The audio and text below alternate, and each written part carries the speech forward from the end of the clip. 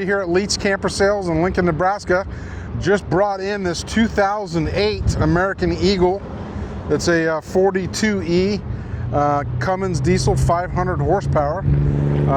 Beautiful coach. Come on inside, take a look. This unit has 77,000 miles. As you can see, it's immaculate.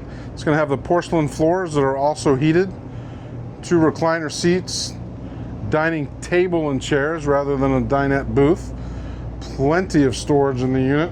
There's your stove with your stove covers, 2-burner gas stove, microwave convection with a ventilation fan underneath. It's equipped with a Bose stereo system, surround sound all through the coach.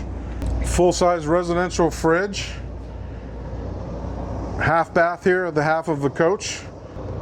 And your main suite, king-size bed, TV on your wall. Again, plenty of storage in this unit. Ceiling fan. And then back into the master bath.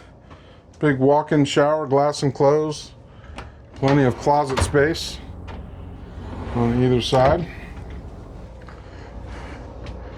Washer and dryers included in this unit. This unit won't last long. Very, very nice unit.